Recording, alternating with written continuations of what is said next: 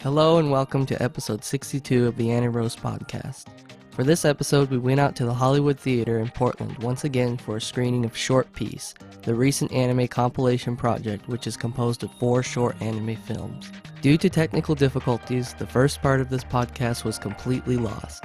We depended on Laven's MacBook once again, which has fooled us so many times that I'm not even sure how much shame should be placed on us at this point. In the first part of this episode, we excitedly begin reviewing the film before remembering that we walked into the theater late and realized that we should probably watch the part we missed before continuing. We apologize, and the episode will continue after these messages. Are you looking for an anime podcast that's in it for the long haul? Are you looking for an anime podcast that isn't afraid to tell it how it is? Then you need to be listening to The Bonsai Beat.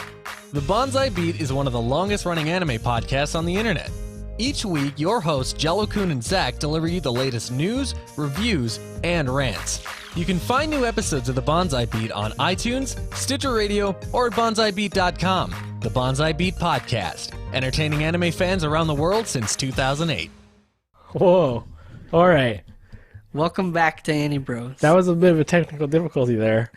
By technical, we mean our brains. We came to the movie theater late. We did. We walked in late. We walked in at the end of the first Short Piece. It was maybe not the end. It was probably halfway through. Okay, the middle, yeah. It's hard to give a length when they're so short. Right. But we did. We saw the middle. We came home and watched it. We came home and started podcasting. And then we watched it at the beginning so we could be completely immersed in the thing, so we knew what to say. Turns out we didn't miss too much, at least for me, except for that beginning animation. Oh, yeah. It was pretty much easy to figure out what was going on by...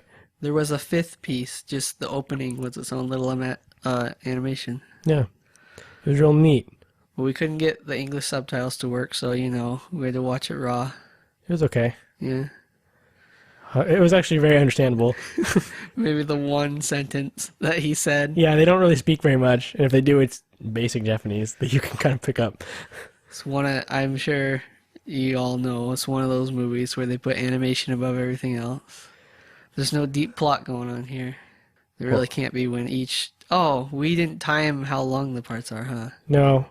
It doesn't really matter. All right. We can go by feel. How long did they feel to you? So, do you want to start in order, obviously? Or do you want to start with, which one was the best? The first piece of shortness, well, I guess first there's the opening. All right, opening animation. It's the young girl, Alice in Wonderland. She's not in Wonderland quite yet. She's Arisu in Nippon. She is sitting there, or standing there. At the shrine gate. She's outside, and she sees a little rabbit. She chases it into a time machine. You gotta chase the rabbit. She's Neo. She's in the Matrix. What is the room in Star Trek? The holodeck. Yeah, she chases the rabbit into the holodeck. Yes. And she just goes nuts, goes wild. She basically has a psychotic episode to where everything around her looks like digital and just random wacky fantasy elements. Very impressive animation. Yep. She has this disorder where everything around her in her life looks like impressive animation. Yeah. And she doesn't think she's got anything wrong with her. She just laughs and thinks it's great. Yeah. And then it's over. And in Short Piece, there are no transitions. After each piece, it just ends. Just flat straight black up for ends. a couple seconds. You get a couple seconds of black. What? Yeah, that's how it is in most compilation films. All right. It just sort of is over and the next one starts. Well, it kind of, especially the last one, it kind of reminded me of heavy metal. And in heavy metal, like they float together. Yeah. But anyway, the first one, Possessions. It was weird. Wandering samurai is wandering through the rain. I'm going to rank at number 3. And he finds a little hut, and he decides to stay in it to get out of the rain. He's wet. He doesn't want to be wet. Yeah. He's in this mythical forest that, I didn't grow up in ancient Japan, but I don't know if trees are that big ever. Well, you already answered your own question. You can grow up in ancient Japan. I know, but that seems like an impossible bigness. Well, maybe he was a very tiny wandering Maybe, but person. those trees, those are like, old growth is what it is, but that's like the circumference of like 4 houses. It was so big. counterfact, Japan is the oldest country on the earth because it was created by, Pitor Spaghetti. yeah, I was going to say Kami-sama, but, Kami-sama. you know, Kami-sama Tanaka. it's localized to Pitor Spaghetti. That's right. Good old Nissan Toyota. He created Japan in his own image. And, old wandering traveler, I don't know if he was ever named. He might have said something about his name in the beginning, but we never could figure that out. No, he didn't say anything about his name, and there wasn't really anybody to name him. He just kind of, lets his eyes rest for a moment, and when he wakes up, the little hut is much bigger and lighted, and there's a bunch of umbrellas. There's like tatami mats on the floor, tatami mats. Yeah. They are. It looks like a house, like somebody lives there. Oh, yeah, that's right, because there's doors in other rooms, yeah. Yeah. And it turns out there's all these umbrellas with creepy eyes and a little frog made of umbrellas. And this wandering guy's skill is to fix umbrellas. Yeah. He gets real excited and starts fixing umbrellas. He loves fixing and helping, I think is the gist. I'm not sure what his profession is. He might be like an apothecary or something. He didn't look like a samurai. I don't remember if he was carrying a sword even. No, I think he was just he just had his hat. He was just a wandering dude. Traveler. Yeah. So he gets to fix his umbrellas. He immediately, it's kind of like a freaky situation. There's like these weird eyes poking out through these holes in like these shabby umbrellas, just like around the outside perimeter of the room. And instead of being like, what's this ghost place? He's like, oh, those are broken. Luckily I have a kit on my back. Yeah. That I can pull out my, fixing equipment and patch these up. So he starts doing it, and, the music gets kind of jolly, and he starts just fixing these umbrellas for these weird, like, ghost creatures that he doesn't seem to be affected by. And so he does. He just gets, like, material out and, like, he fixes umbrellas. Mm-hmm. And then he fixes it for everybody, and they all thank him. And he moves on to the next room, and a ghost lady attacks him with spools of cloth. Yeah. Or whatever you call things of cloth. Like, what are those called? Bobbins? Ribbons? Yeah, something like that. It's called like a... Lengths. Sheaths. I don't know. It's like a bolt. A bolt of cloth, I think is actually what it's called. All right. Yeah, like the spool that it comes on.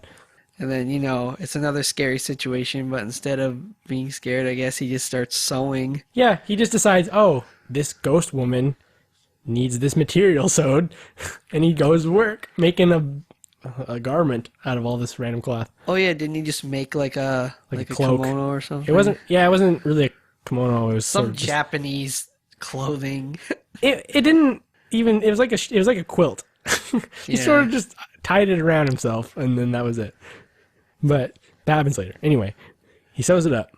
And then is that when he gets attacked by a bunch of pots and pans or something? I don't remember this part. This is the part where, like, we walked in at him sewing things, and we were like, oh, we really missed something, But, I mean, we watched it now, and it still doesn't make sense to me, because I think the next thing that happens is, like, a monster made of, like, cups and bowls and plates that's and right. things starts attacking him. He tries to get out of the place. He's like, all right, I fixed he's talking to the woman because in the next room that he's in, it's got the tatami mats on the floor. It's got the shogi screens. It's like a nice place, and then he tries to leave, but it's got the woman who talks to him. It just got a picture of her on each wall. So he walks up to the woman, just a picture of the woman, and just asks if he can leave now. And he's still in some like weird parallel room where the door just will not open. So he tries to open the door and it doesn't open still, and he's like, what is going on? But he forces it open, and then that's when he sees that he's like buried underground or something. He's like got there's a bunch of junk just like everywhere piled around him that he can't see like the top of the escape. So that turns into a big monster and tries to swallow him up, and he ends up just like he praying. Just like puts his hands together and says a prayer. He's just like Gokuru-sama, and it just like explodes or something. Yeah, it sort of like it kind of like diverges around him. It just like doesn't. It's like this big mouth of a monster. Like think of like a giant like fish or a Gyarados trying to eat you, and then and then it just sort of like splits into two, or like it just doesn't get him. It just goes through him, and then he's like, okay. And then is that when he wakes up? Yeah, then he wakes up, then he's just back in the place. The original real life hut. It's just a shabby like abandoned hut. And it stopped raining, so he's like, okay. Yeah, it's all nice and it's like beautiful outside animation. And I think he takes his umbrella and his thing. He sees the umbrellas are there, and the Piece of clothing. the clothing that he sewed up is there as well, and he puts them on and he goes on his way. Yeah. I'm not really sure what. I guess that one's like the most comedic one because the parts where he's sewing fast or fixing things fast. It's and kind of like it's like lighthearted at least. Yeah, it doesn't really have a deep message like the other ones. Well, all right. Now, I guess there isn't like I guess you could take a lot of messages from it. Like I suppose like if you're in someone else's house, because it's called possessions, so maybe fix their possessions. maybe it's trying to say that you need to like leave a place better than you have found it when you're out and about in your travels. Maybe, yeah. Even though If everyone does that, you'll be a good person. even though the ghost lady, I don't get the pots and pans thing at the end though. I don't know. That's a big monster. It reminds me of Miyazaki or something. It was just like a really random, strange kind of occurrence happens, and it's all kind of supernatural, and then it's over, and it means something. Because he fixed the umbrellas, he sewed up the things, and then the thing just attacks him, and then he just says like, "Go away, rest," or whatever, and then it's just like, oh. So maybe it was just like trippy visual time. Oh yeah, I don't know if we said on the podcast, but all of these pieces involve CG, 3D CG. They do. They have CG in it. And we don't have a way of proving this, but a mountain. I think a mountain is in every single one. And now, are you saying a mountain or Mount Fuji? It is Mount Fuji. Okay, so Laven remembers Mount Fuji being at the end of each one. Okay, I remember Mount Fuji being in two of them specifically. For sure? Yes, and now I'm trying to remember. I don't know if I'm remembering it or I'm just sort of, my mind is placing it there, but I'm pretty sure that Mount Fuji is in the other two at the ends also. Is Possessions one of the ones that you're sure about? Yeah. Okay. Because that one, he is walking out into the wilderness after he, gets out of the hut, and it like kind of pans over and you see Mount Fuji in the background. Because it shows like a valley, and then it's from a high place, and in the background is the mountain. All right. Obviously, without us stopping again and going and checking. We have it. We can append this later and say, we were wrong. Or not. This can be the usual part where people listening can see if we're wrong or not. But yeah, that might be believable because the only one that I really remember is Farewell to Arms, but I'm more sure that the other two didn't have it, but maybe not. At least two of them had it. I'm very sure. Okay. And also, 3 out of the 4 are feudal Japan. Yeah. I thought the fourth one was going to be 2. Yeah, well, pretty quickly you figure out it's No, not. yeah, obviously. But before you see it, yeah. I'm just like, it's all going to be like just taking place in the same place. Yeah. And personally, I mean, of all things, like feudal Japan is hard for me to get into. I don't really like hard historical things because they're kind of boring and I can't relate to them. So this whole Possessions one, it's okay, I guess. I don't know. It's all right. Yeah. I sort of like feudal Japan, but I'm kind of in the same boat where nowadays, I don't know, I used to like it when I was a kid just because fantasy time, so I was like, all right, knights. And then by extension, all right, I like anime, let's watch samurai stuff. Yeah. But I don't know, I feel like I've just sort of gone past that. I don't really care as much unless it's a good story. So I was kind of getting sick of the time period. I like more contemporary things. So I was kind of happy for the end. But we'll save that till we get to that one. So the second one, Combustible, also feudal Japan. I did like this one a lot. Oh, yeah? Yeah. I don't get it. I don't understand the message. This is the one that I understood the message actually the most by far. Really? Yeah. I didn't. It went right over my head. I was like, what?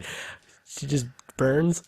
Like, I don't get it. Yeah, the ending is very, yeah. But it starts out, again, feudal Japan, like very like showing the life of the nobles. Like it shows this one young girl, Waka, and her neighbor, who is I forget his name. Mitsukichi? Something, yeah. Something.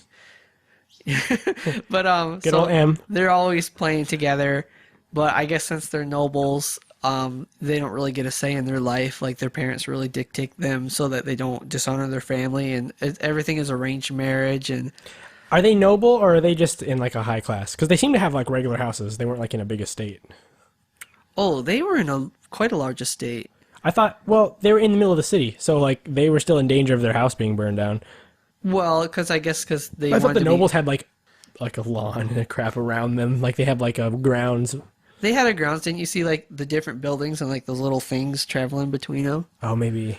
I didn't. They were pretty high class. Yeah, I was trying to decide if they were actually like royalty or anything like that, or if they were related to the daimyo when or I the say shogun noble, or anything. Does Japan have royalty? Well, in feudal times, Okay. no. Okay. Yeah, I'm using the wrong word. They must have been high to do with whatever freaking not prefecture literally they were emperor in. and empress. They are just rich, high class families. Yeah. Okay. So they were just aristocracy type, Yeah. but So the Waka and Mitsukichi, they're playing as kids. They grow up. They no longer have freedom. Their parents are telling them what to do. it switches really fast into them being adults. Yeah. It took me like a second to actually be like, oh, we moved on in the timeline. Yeah, because it also shows like when they're kids, it shows an older woman too, and I'm like, is that Yeah. her? It shows some kids playing, and then immediately you just see some other people that you've never seen before play, or like Yeah. just being, and you're like, okay, I guess those kids are outside still. That's kind of what I like about shorts. There's no filler. It really just like telling the story as fast as it possibly can, for good or for worse, you know. Yeah, I again at the last one, I thought it was like too fast, but Yeah. what it was trying to do. But they're adults now. They're not having any freedom. They're really miserable. Waka, especially, I think she like meets. Oh, I think her parents are having a meeting with her husband to be. Yeah, And he's just like, this is my daughter. She's never known hardships. She's very high class. And then she just like, once she walks out of the room and gets out of the situation, she just starts crying. Like she's really unhappy. She wants to be with her childhood friend. And her childhood friend is just being a rebel. Like he's just always looking at fires, wanting to be a firefighter, which is a very like working class job, not fit for a high class person. yeah. And he gets tattoos, which, you know, his father just disowns him. He's just like, you are just being a bad feudal Japan kid, you know, Yeah. getting tattoos. You can't be married off now, so go away. Yeah. Be gone with you. And some other stuff happens, just basically reinforcing those points. And so Waka's sitting there playing the old throw the fan game. And, you know, she's looking at her wedding obi, just being like, you know, I don't want to get married. This sucks. And she throws one of her fans in the lamp. And she's just like, oh no. And it starts burning and like the room is on fire. And she begins to run away. And she's just like, wait a minute. And then she just shuts the door. Yeah. And then, you know, all of a sudden it pans out and like they're ringing the fire alarm and a giant fire has started. That was when I began to be like, I don't know, I don't get the message. It Makes sense up until then to me, because I'm like, yeah, okay, like it's gonna lead to something where it's like they don't have any say in their own life, they need to change their destiny. Yeah. But no, they don't do that. From what I could tell, she's just like, I guess if she changed her destiny by dying in a fire, is that what she's trying to do? It was because it wasn't the clearest thing ever. Her like moves don't make any sense. Like I don't know why she was like running around and not knowing what to do. Yeah, okay, that's the hardest part to understand because, yeah, after the city lights on fire, Mitsukichi is now a firefighter because his dad's just like, fuck you, kid. Like, I don't care. Go ahead and be a firefighter. Yeah. So he's going. All the firefighters, basically to fight fires back then, they didn't have hoses or, you know, chemicals or anything. Just, they would try to just isolate the fire by just destroying the nearest houses so the fire would stop and not have any fuel to burn. Yeah, it's all it's like a grid of blocks, and you just need to like trench out. They're just like, which houses should we destroy? Instead of, it's like in a forest fire, instead of digging a fire trail, you dig a trail of no houses in the middle of a place where there are a lot of houses. Yep. So they're just literally like, they take axes and they're like, sorry, like your house is being used as like the non-house now. And then they just destroy their... Just destroy any load-bearing pillars and pull it down. Yeah, they bring the house down. It's great. So the guy is running along the rooftops trying to like mark what houses because he's from that neighborhood, you know, where the fire started. And he looks over on the roof and he says, like, that looks like Waka's wedding outfit. And you look closer, and it's like, oh, she's in it, standing on the roof. Yeah. And she's just kind of standing on the roof going, Ori! And it's just like, what are you doing? Like, get off the roof or this and that. And she's like, oh, it's you. And he's like, oh, it's you. And they're like, get off the roof. And she's just really confused looking. And he's like, no, don't run there. And that was basically the story of the entire end. Don't go that way. Oh, you're going to go that way? Well, at least don't go that way. And then she just does go that way. somehow she steps on top of, like, right where the fire explodes or something. Yeah, well, because they're going to bring that house down, and it's going to, like, stop the trail, and then also, like, cause wind to, like, push it the other way. Yeah. So they're like, he sees the house that they're going to destroy, and is like, oh, they're going to destroy that house, and I can see where she is, and that is the direct path of where the fire is going to end up, so, like, you need to not be standing there. And she's like, do you mean stand here more and be right here? I guess that's the hardest part I couldn't for me, figure out. but I kind of get it, because it's like, did she just decide that she's rather, like, be in this fire situation than her real life? I guess, and, like, I guess the fire represents, like, because remember the little bit before that, the first time they heard the fire alarm, and then, like, right when they heard the fire alarm, the guy just went running toward it. Yeah. He loves fires, so she's just like, well, like, I started a fire, and he loves fires, so I guess if I can't have him, I'll let the fire have me, you know? That makes sense. I mean, if she was, like, I guess. if she was, like, at the end, if she was, like, cool and, like, collected, just be like, yeah, I'm gonna let the fire do this, but she was just like, She didn't know what she roof- was doing. Yeah, what roof do I stand on? He's like, don't stand on that one. And Any roof. You need to be on the ground, out over here. Yeah. And she's like, you mean go up? No, the fire's literally consuming that big building. Like, don't go in there. yeah. She's like, you mean climb it? No! He kept yelling, like, the exact direction of what you need to do, and she just listened, like, didn't listen to him whatsoever. Yeah. So I didn't understand what was Looking kind of confused. I don't know if she was pretending to be confused or what. That's why I didn't get him. Like, is this a message where you're like, don't be confused in the face of danger? Like, I don't get it. But somehow her big old kimono catches on fire and, like, flies up, and, like, somehow some big fire plume goes wrong, and the fire just, you know, pieces of it spread everywhere across the town, and it's not good for the town. No, And then it big ends. fire's not good for the town. Yeah, that one ends right there. Yeah.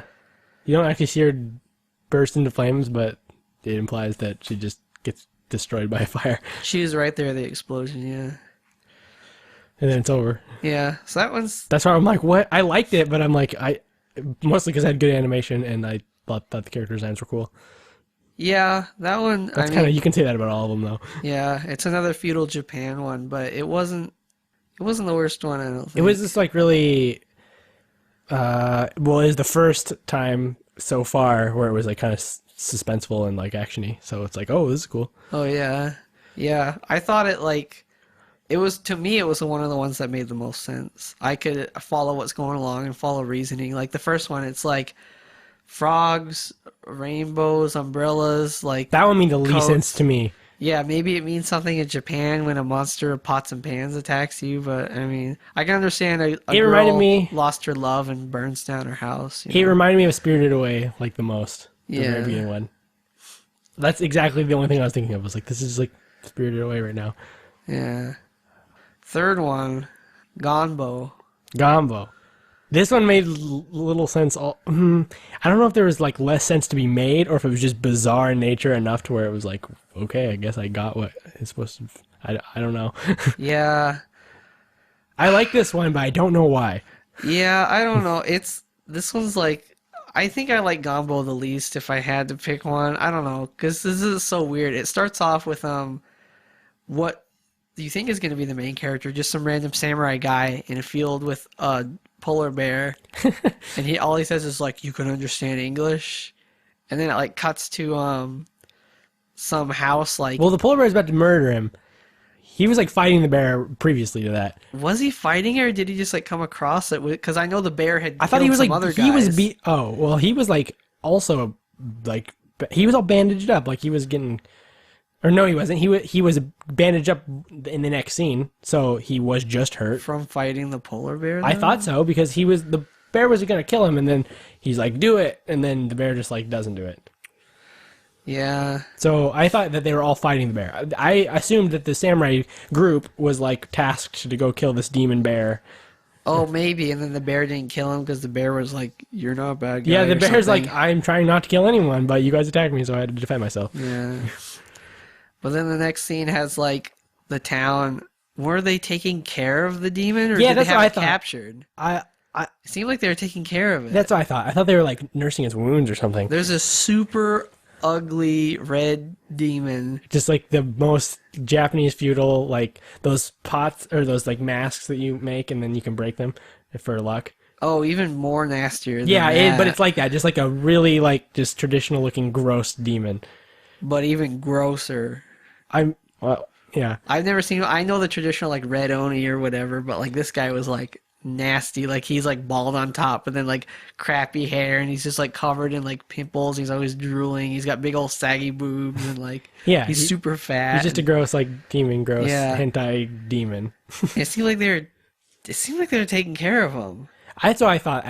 That's what I totally believed, and I didn't even know he was a demon. I thought it was some big guy with some burns or something. Yeah, I wasn't sure what was going on there until he starts flipping out, and then you're like, okay. But then he has like chains on him, so I thought maybe they had him chained down and he just broke it. Yeah. But then he breaks free, obviously, and then steals a girl, which we find out he's been doing every day, Yeah, he's been coming there, stealing women. impregnating them. Yeah, with weird, gross demon sack. And he's just been doing that to the town until there's one girl left. It's a little girl. She's like 9 years old or something. Yeah, and the wandering samurai, or the group of them. guy who was fighting the polar bear. All of them, though, they all came. Oh, yeah, that's right. It's so hard to think about them because they are just like forgotten as characters. Yeah, they're like this. There's just this group of just samurai, like a troop of them, like I don't know what you call a group of samurai, but like there was a company of samurai, and they were fighting a polar bear in the beginning, and then that's all we know. And now they are in this village, getting help because they were just attacked by a polar bear. Yeah. And I remember the samurai, the main character that we thought was the main character samurai, was like, "Did you see a white bear?" And the guy's like, "No, there's this demon trying to harass us. Like, we don't care about your polar bear." Yeah, exactly. He's like, "Please kill the demon." Yeah, and he's like, "All right." So the little girl, she's just like, my life is the worst thing ever. Yeah, well, yeah, the little girl's sitting there around this entire conversation occurring, and she's like, "It's useless. I'm going to be taken." And they're like, "No, you don't know that for sure." And then she just runs away off into the woods to like go sulk or whatever. Yeah. And then she gets into a valley and sort of lays there and is like, "Why is my life so terrible?" And then she sees a polar bear. And then a polar bear. There's a polar bear in the stream catching fish like a regular brown bear would be doing. And then she sees the bear sees her. They come together and she thinks she's about to be murdered and is okay with it. She's like, "Kill me, polar bear." And polar bear is all like, standing over here, all scary with like bulging red eyes. yeah, and just like, they have like a moment, and then somehow the girl either telepathically or otherwise decides that the bear's name is Gombo. Yeah, the bear tells her his name telepathically. Is that what happened? Well, because remember at the very beginning, the bear also did something to the samurai, because samurai is like, "You can understand English." Yeah. And so, like, they just look at each other, and the bear, like, oh yeah, she pets it or something, Yeah. and she's like, "Gombo, huh? Like, will you please help me?" Yeah. Yeah, that's true. It must be telepathically, because she basically touches the bear. They look at each other for a little bit, and then the bear immediately understands that it needs to go fight the demon for these humans. I think she did ask it. Do you think she asked? I think Because the bear just turns around and walks up, and she's like, "No, like, you can't just go fight it," and then it just keeps going. Oh, did she ask it not to fight her? I thought she No, asked she says you need more than just yourself, and then she's like, "Wait, like, you can't just go fight this bear or fight the demon," and then the bear just keeps going. Oh, I thought she asked it for help. I think that I thought that the bear just understood telepathically that what the situation was, and then decided to just help her. All right, yeah. So it goes off to the Demon King's lair. It's literally, that's what it is. It's a lair with this like impregnated girl with like gross demon babies and like an external womb. Well, I don't think it, I don't. Or maybe it was an internal shot that you weren't. I don't know. I don't think it was external. I think it was just very large and kind of translucent. Like it was like coming out of her though. It was gross. Yeah. And she's just like, "Kill me now." Yeah, I think she does get killed. No, she does. Yeah, the bear is like, "Okay." Yeah, the bear, because all these, it's like more than one like demon baby too. It's like a sack full of like 30 or 10 or 20 or something of these like demon babies. Yeah. And the woman is like attached to the sack of babies and is like, kill me so these babies do not get born. And yeah, the bear like does. The bear is like basically like this one was like the least Japanese anime one by far. It was so weird. It just like the bear is like an action hero. Like he goes in, like he like kills a lady, he blows up the demon lair and gets like blasted out of a window like in like Die Hard or some kind of movie. Yeah, well, I don't know. I thought that the next one is the most American, but Well, no, like just the tone of this one. Like he gets blasted out. yeah. The Demon King like comes home or something. And they just get into a wrestling match. Like, they keep trying to suplex each other. He keeps giving them the choker hold and, like... Oh, there's, like, Godzilla and Kaiju, and that's pretty Japanese. Oh, that's true, yeah. They're basically, like, Godzilla fighting each other, but very hardcore style. Oh, like, yeah, it was like... you would see their bones, like, it was very, and, very gory and detailed. Yeah. Like, just blood just pooling and, like, slashing and, like, ripping of flesh, and it was, like, really detailed. Yeah, like, really accurate. Tearing noises and stuff. It was crazy. Yeah, or not even the noises, but just, like, the models of, like, how he would, like... The demon would, like, always go for his neck, like, every single chance he got. Yeah. And the polar bear was just losing. For sure. He Yeah. got some good strikes in, but mostly was just getting dominated by this giant red stupid demon. And then, like, the samurai guy came in, he's just, like... Right, was he the first one to come in? Yeah, he starts, like, attacking the demon while he's fighting with the polar bear. Yeah, he's just like, don't underestimate us, and, like, He pokes him a few times. Before he does that, he tells the little girl who's been here the whole time, because she chased the polar bear to make sure that the polar bear didn't just attack the demon by himself. And she sees the polar bear losing, and she's like, I really am done for. Well, yeah, she does that, but the samurai says, like, you need to pray. Like, praying will save you. No, because... Or what did she say? He says something like, you always pray. I know what he says, because the polar bear, it just gets knocked out. The demon might be coming for her, so she's just praying. She's just like... Well, the samurai tells her to pray. Because she is praying, and she's praying something like, oh, please make my death quick, or please do this or that. And the samurai goes like, if you're going to pray for him to die. And then he runs in there and, like, pokes him with a sword. Oh, that's right, yes. Like, super, like, American action movie, you know? So then, but that's not very effective. Like, this Demon King is strong. Like the strongest thing possible. So he just, like, freaking knocks out the samurai, and the polar bear gets back up and, you know, gets another chance at him, and he knocks him back out. And then I think the cavalry enter, right? Yeah, and by then... Oh, well, because the samurai is knocked down, and the polar bear is knocked down, and the demon is free, and is like, all right, finally. And then sees the little girl, and is like, finally, yes, that's my reward at the end of this, is this little girl that's just right here. So the demon's running over toward the girl, and that's when the girl's like, oh no, and then starts praying again, and that's when she's doing her prayer thing, and then, right before this demon, like, devours this woman, or this little girl, then the rest of the samurai company is behind the trees and starts firing arrows into the demon. Yeah, they had arrows, spears. Did they have guns? I thought I heard guns. Yeah, oh, that's what they did. They started shooting guns first. Yeah. Because you just hear the pops, and they basically do nothing. It's like shooting like spitballs at the demon. The demon's like, what are you doing? And then starts attacking them. And then that buys enough time for the polar bear to become alive again. So... then they have their epic struggle once more. Yeah, and then the polar bear, like, finally, like, how he finally kills him, he, like, holds him still while they do something, like, they cut him in half or something? I couldn't figure out what was going on, how they died. Somehow the polar bear ends up losing a limb. And he lost a limb? What? Yeah, I thought his, like, one of his, like, whole arms was gone. I don't remember that at all, but maybe. I'm not saying it didn't happen, I'm just saying that's what I thought I saw, it. Because it looked like this weird physics where he just didn't have an arm and fell down. Oh. But maybe not. Maybe it was like all bloody or just red or something. Yeah. So the demon dies. The polar Somehow bear they do just, it, like, yeah. falls to the ground, and the little girl runs up to it, and it's like, oh no. And then the cavalry's kind of clean it up, and he's just like, all right, lady, like, explain. Like, why are you hugging this polar bear, and why is there a polar bear in feudal Japan? Why is there a polar bear? What happened here? Yeah. And she's just like, I don't think you'd believe me if I told you. And it, like, zooms out and ends. It zooms out and ends. I think the mountain is visible. I'm pretty sure it wasn't. I don't think it was. I think it was. And then, then it's over. So that was a really bizarre one. Yeah, I mean, that was...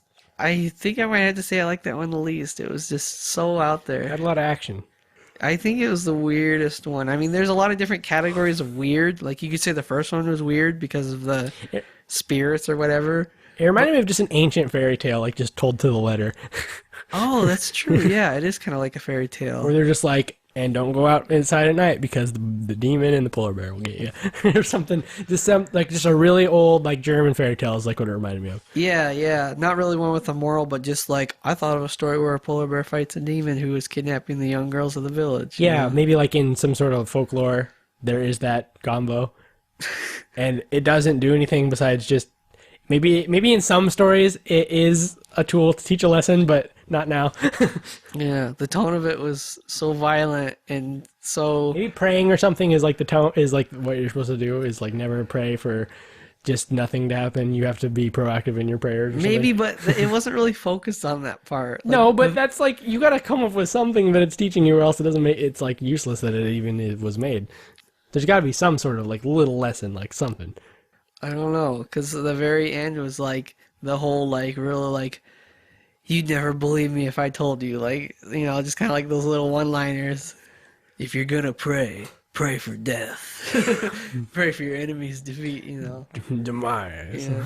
God. The animation on that one was really good. Was that the only one where like it was all like the colors were all shaky, like every single shot was like they recolored it?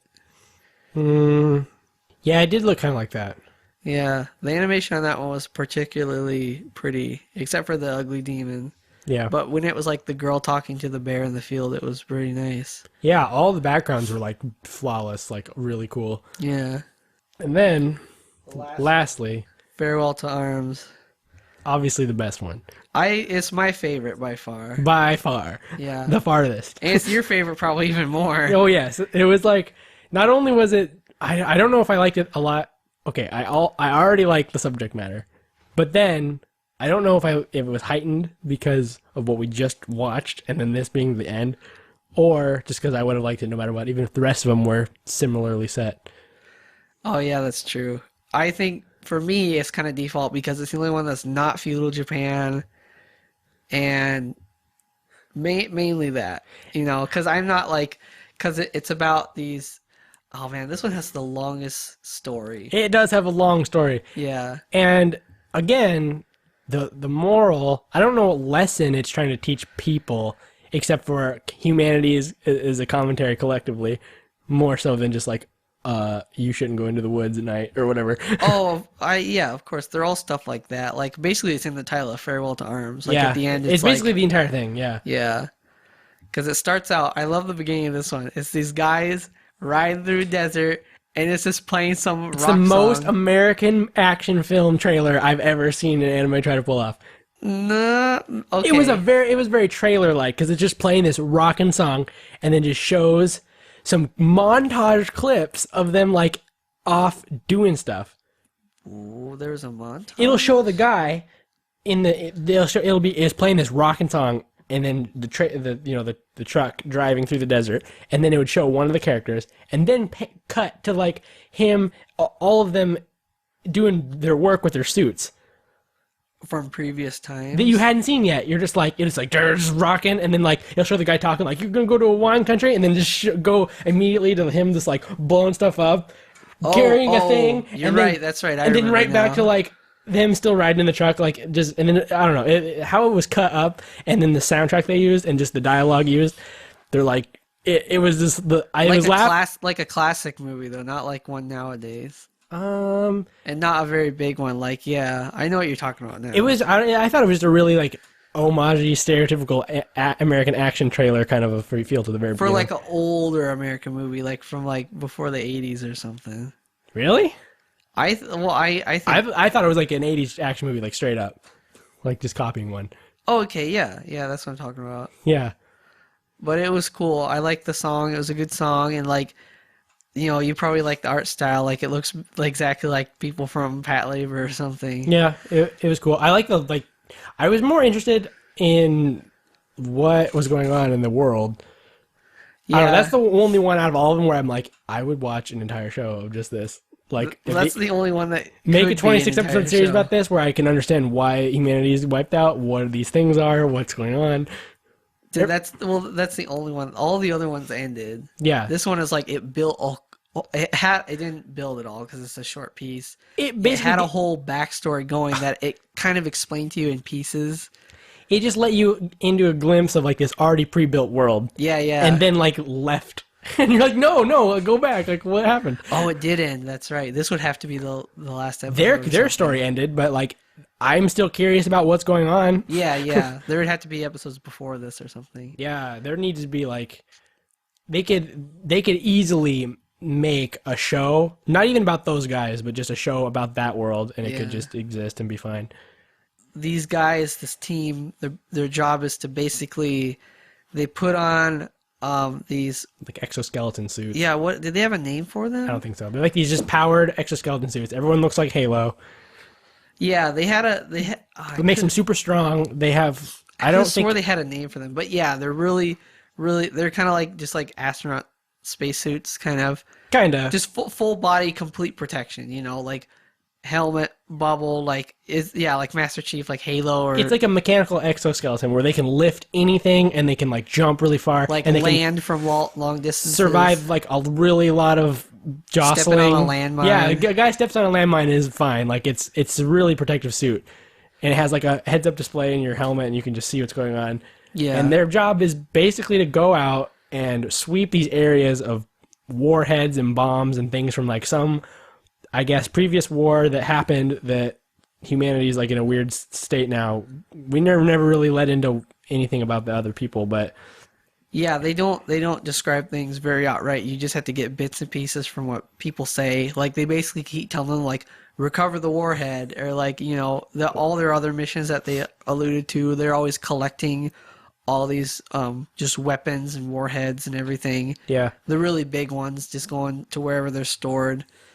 But it seems like there's some gonks, right? Yeah, gonk. Some gonks are guarding them, I guess, or just trying to eliminate people. So, well, that's what it seems like in the beginning, yeah. Yeah. So they're trying to recover the warhead, but they're being really careful, and they come across this spider tank thing. This is Metal Gear. It is like Metal Gear. I thought, before you actually see a good glimpse of it, I'm like, if this thing looks like Metal Gear, I'm going to laugh. Yeah. And it is just armed to the teeth. These guys have a really hard time taking it out, and they basically just have to really just pepper it here and there until they launch this hellfire bomb on it. It's basically just this autonomous tank vehicle that it has this camera that can like just identify any target and just take out stuff before it even gets to it.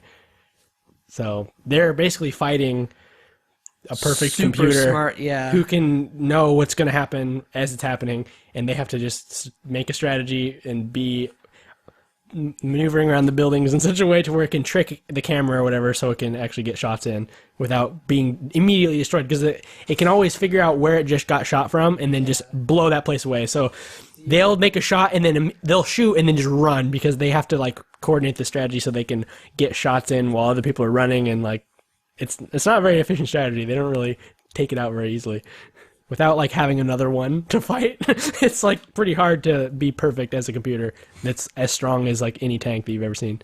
Yeah. And I really like this one. It was my favorite one, but I felt that first action scene was a little bit too long. Like I was really with this one. This is the only one. Like all the other ones, I was just kind of like, oh, what's gonna happen next? But this one, I really cared. Like every time somebody like got shot or it seemed like they died, I was like, oh no, like oh come on, you gotta make it, you know, this and that. Yeah. But it was a little bit too long. So by the end of it, or even before the end of it, I'm like, come on, you know, like I'm ready for this to kind of be over, you know. Like figure out how it's gonna end. Yeah. Maybe it was just me, because I felt like the excitement hit the top and then it went down, and it's like, all right, I'm sick of these guys' story now. Yeah. When they finally kill it, and then they start moving into like the subway area. Yeah, underground. That action sequence was really long, where they fight that thing. But at least for me, I sort of forgot that their entire objective was not even to fight that thing in the first place. They're still trying to collect this warhead that's down in the subway that they need to go get. And that was just like a weird sentry guard that's in this abandoned city. Yeah. So they have to just get past it. And then after they do this like giant fight that like wears them all out, then they're like, all right. Kind of. I mean, they They're were pretty pretty tired. victorious. I thought, I mean, one guy kind of got shot and had to get dragged out, but they were just like, all right, guys, basically successful plan. We took it out. Yeah, but it seems like it was like a climax type of a fight where they're like, Oh, yeah. it was like a boss fight, and then after that they're like, we're not done. We gotta go get the warhead. Yeah. Animation-wise, yeah. Yeah. So then they go in there and they send out another little UAV and it's finds it or something. I thought that was the coolest part. They'd like take these little like UAVs that they have on their backs and they'll like wind it up essentially and just throw it off a building, and then it would go and like scout out the area for them. But then it would like also turn into a bomb and just fly into the thing and explode. Yeah, they had every piece of technology. The animation was really available. cool in that. Like, I thought it was really creative. All the weapons that they imagined, like ones that I don't think exist in real life right now. Yeah. I mean, there's modern warfare, and then there's like, Super Modern Warfare. Yeah. Where it's like, oh, that's cool. I didn't know that the drone would just, like, its wings would jettison and it just becomes a missile. yeah, Like, that's cool. super future warfare. It's not super fantastical like lasers or anything. But No, it's it like, just is like creative. Like, oh, I didn't know that that would be a weapon to use like that. yeah. So yeah, after that fight, they go underground. It turns into another action sequence because the Gaunt comes back, and they have to decide like. Because, I mean, they are screwed. They are trapped underground. They're losing communication with their members. Like, their plan is just not going to work now. Yeah. So the guy is just like, all right, if we can't recover the warhead, we just have to destroy it. So I presume, I guess, so nobody else can get it? Yeah, it's either that or I sort of thought that maybe they're on like some sort of cleanup squad where humanity just agreed that they have to blow them all up. Like, it's just part of the mission. Just remove them one way or another, I guess. While Yeah, they're like, still there. they have to. Like, it's part of, like, maybe some sort of penalty for losing a war or something where it's like, all right, you have to kill them all. All of them have to be dead. It's like part of your job. Because it made it, because I thought in the beginning when they were talking about their backstories when they're in that truck, they're just, like, talking about their own personal lives, that they maybe get conscripted into this, or... Well, it sounded like they they're- were getting paid very well to do it. Maybe that's it. Yeah, okay. It seems like some job that has to happen, though. Like, you get compensated, but you have to follow through. Like, there's no way around it. Maybe, yeah. Because they're like, they're all counting down the days until they can leave and go do their own thing. Yeah, because they're basically bomb squad, which I caught on at first, and then by the end I forgot because they turned into soldiers. But yeah, they're bomb squad, and they either had to recover it or I apparently destroy it. Which at the end, when the chief realized everything was screwed, he's just like, just press the button to launch it and we'll run away. You know? Yeah, I like that sequence a lot. It was really cool. Yeah, it Just wasn't launches bad. a literal nuclear warhead that you'd imagine right now today from a train. It wasn't nuclear. It was just a big rocket, wasn't it? I thought it was nuclear.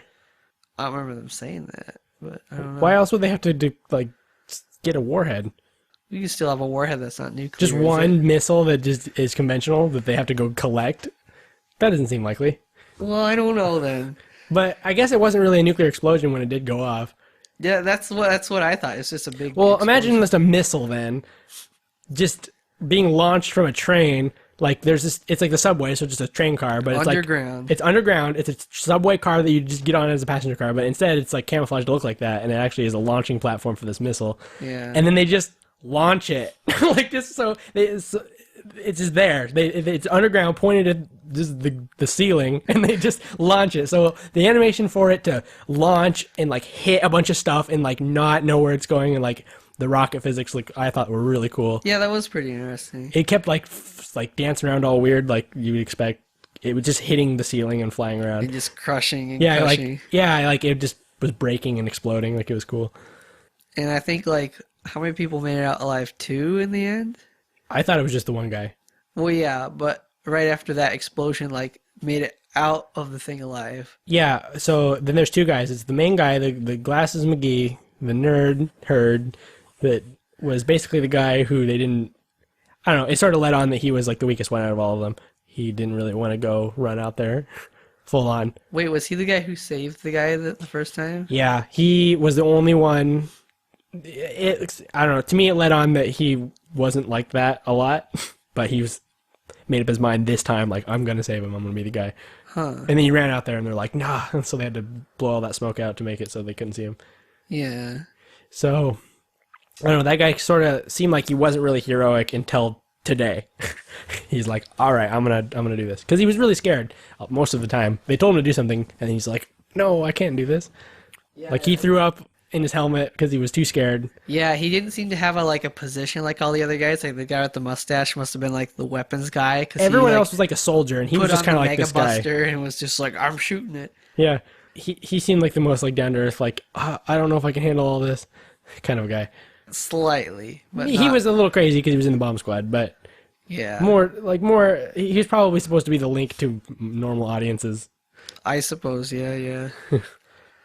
But him and the chief make it out, and then the chief's just like, oh, what was something wrong with the suit or something? Oh, his suit was on fire. Yeah, so the chief's like, get out of your It had like an alarm. His suit was like telling him it's emergency, so you have to like eject your suit. You push this button, and it sort of like collapses around you and forces you out of it. I don't know. It's really cool how it does it. It's like I don't know. You imagine a spacesuit like just deconstructing itself and then like physically ejecting you from it. Or just opened up a little bit, I think. The whole front of it sort of like pops off. Well, then it had like an eject and it pushes him away, and then like it disintegrates. Oh, I thought he was just running because he was hot. No, it it forcefully came off of him. All right. Because he like twists like this thing and like pulls it and it like pops him out. Yeah. So him and the chief are like, oh, we made it. You know, that's too sad. I guess that everybody died. And then the gong just comes out of nowhere and just like shoots the chief through the head. Yeah, immediately, just dead. And the guy is naked now because he got ejected out of his suit. And he's No, he's not naked yet. Oh yeah, no, he's not naked. He just is wearing his clothes. Yeah. So he's not in his suit, and this giant metal gear is coming to kill him. He's just like, this sucks. I'm dead. I'm so dead. And then it like scans the area, and then it just like shoots his super suit, and then it scans him, and it's like, It sees his dog tag. oh yeah, it shoots his dog tag off, and it's like, all right, all war violent threats are gone. And it just turns around and like starts walking away, and the guy's like, what the hell? You just killed like my entire squad. Like fuck you, Metal Gear. I'm gonna kill you. And he starts running toward it, and it's all With like a rock. He has a rock. He's trying to bash in this giant. He's just literally running up against a tank with a rock and just like trying to hit it to death. And it's like, no. Yeah. And the tank is like, calm down, and like vaporizes his clothes, but you know, still doesn't kill him. It vaporizes his entire being and just says like you had dangerous like bacteria on yourself, and like cleanses him of all of it, and it just burns off all of his clothes. Oh yeah, that's right. Yeah. And he's like, bacteria now is now neutralized. Good job. And then just continues on its way. Please have all civilians exit the city. Yeah. And it just ends with him hitting it with a rock.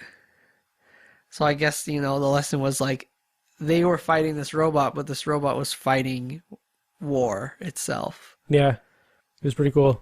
Yeah. I sort of like assumed that was the case, that the robot was something that the people built. Oh yeah. Obviously. I didn't ever think it was like a Terminator situation where the robots were sentient. I was like, okay, somebody's some nation here. I don't know. But it was really weird to see that it's like I didn't think it was keeping the peace. I thought it was legitimately out to kill people. Oh, I didn't really think that it was like a bad. I figured like it was some sort of rogue thing that like just pops up that you have to take care of. Yeah. I just still thought it was weird that it would. I guess it's a slight twist. It's not like a giant shock. No, I didn't get shocked or anything. I was like, okay. Yeah. But it was like weird to see that it was just talking to the guy like normal. Like, you're a person, get out. Yeah.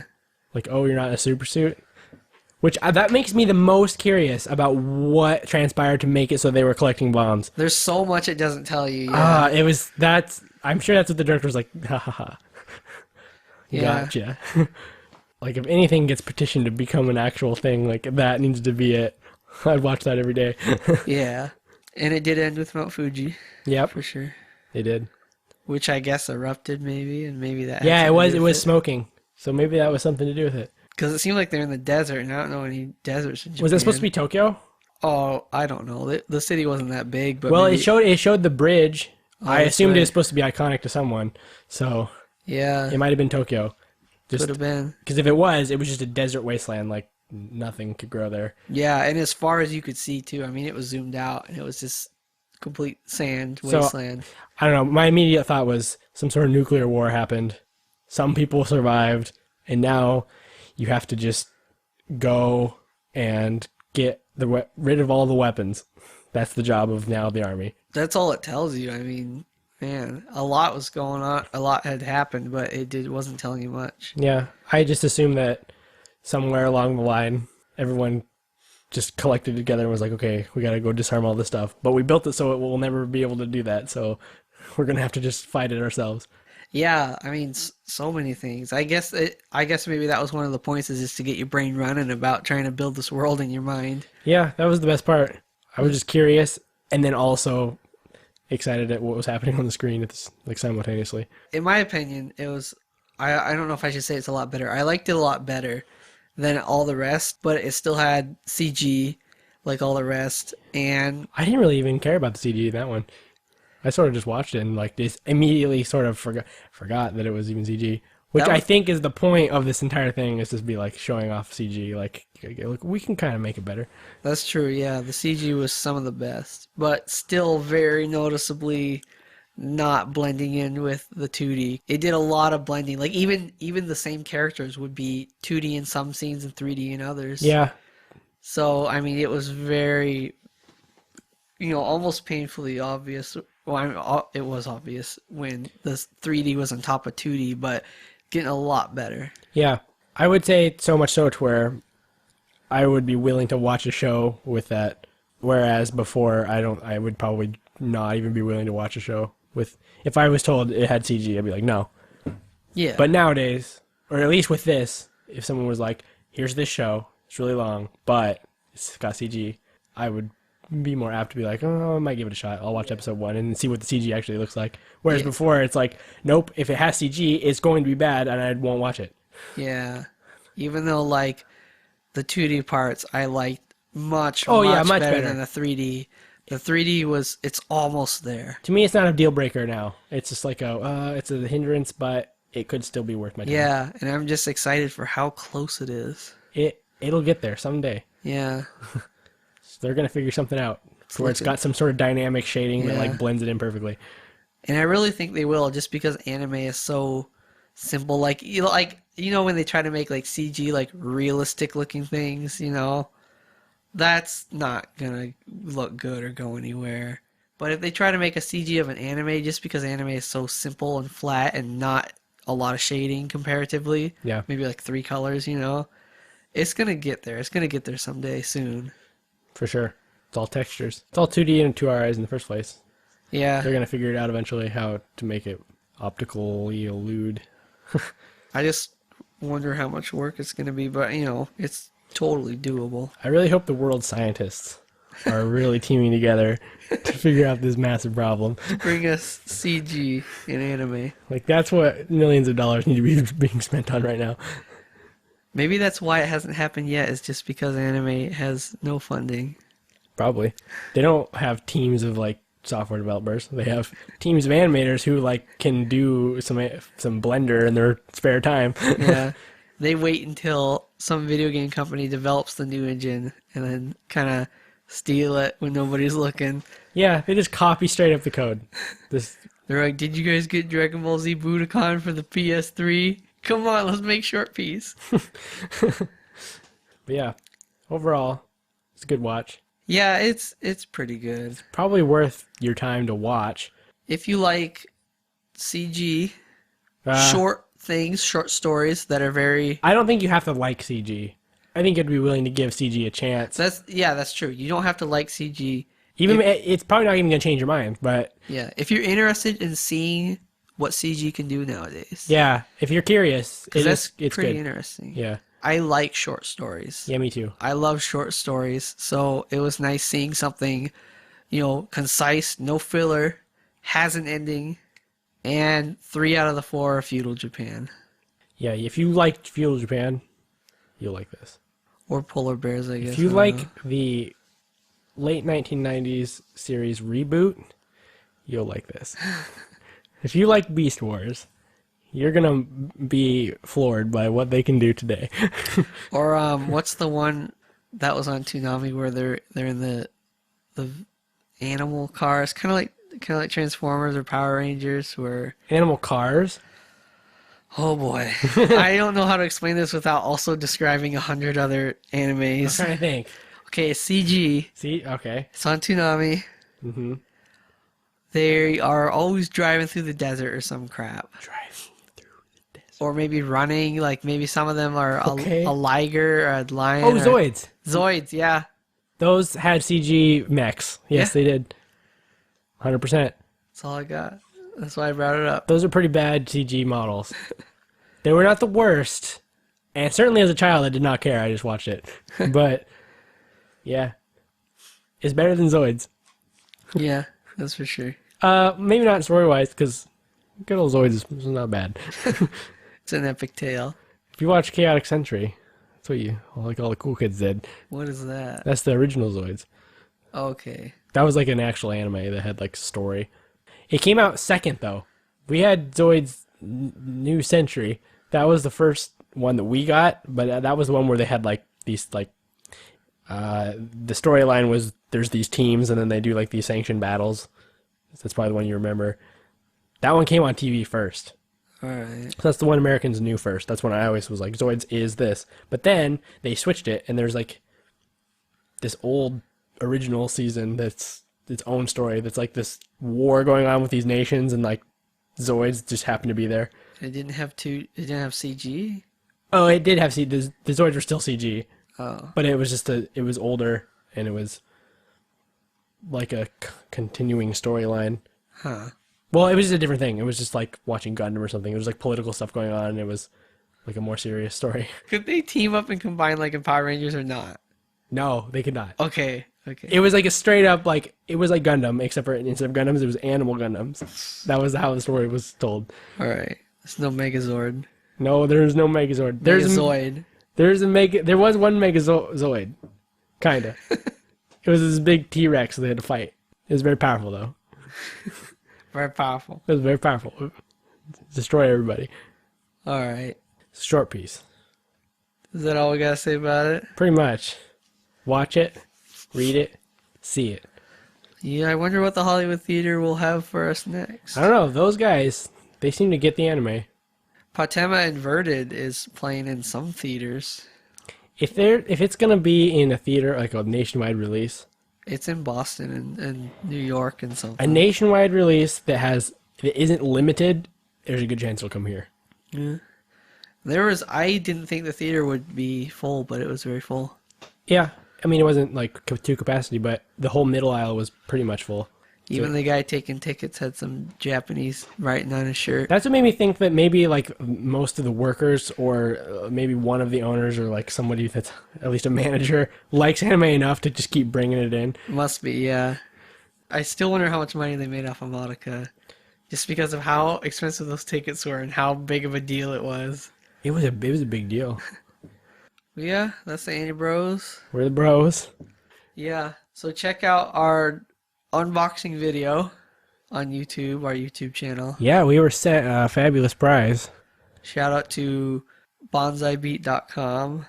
Bonsai! And wait for our next episode about Haruhi Suzumiya. We tricked Willis into watching his favorite show. That's Is exactly what we did. basically what happened. So stay tuned. Oh yeah, you should probably look at our Twitter and all that jazz. It's pretty alright, if you're into Twitter. Yeah, go to our website that we have not mentioned once yet. AndyRosePodcast.com. That's right. Like us on Facebook. That'd be nice. We don't get a lot of Facebook likes. I don't know if you guys use Facebook, but just Nobody give it a does. like. We don't have a Tumblr, and we will never have one. We do, though. Oh, we do have a Tumblr? Has there ever been a post? We already did we this. we did this, didn't we? That's how much I don't know or care about Tumblr. And yeah, Yeah. Do all those things. You can keep sending us stuff. you can. Like, we haven't complained yet, and we won't. Just ask for our address, and we will add your stuff to the collection. Yeah, we'll make a video. That's right. For everything you send us, If we get sent a cool thing, no. If we get sent a thing that isn't a joke, bad, dumb thing, like something dangerous, No, wait a minute. I would make a video for anything we get sent. even a bomb, Yeah. even a It'd be evidence for the police. A dirty bomb. I might have to set it to, age restricted, but I would make a video for it. All right. Well, send us your stuff. Yeah, that's the thing now. I didn't think it would ever be a thing, but it is. Send anything that you send us. We'll make a video unboxing it. Thanks to Jello Coon and the Bonsai Beat. That's now a tradition. Yeah. Those bonsai. Which is a really good anime podcast. Probably my favorite just because how funny it is. Can't think of a word that starts with B. It's not bastards. Those bonsai boys. Those boxcar bastards. Those bonsai beat 'em ups. Now I can't think of a word that starts with B. I can't. It's what kind of something that isn't negative. Bonsai beautiful people. I'll thank you. And I'll see you later. All right. Y'all come back now, you hear?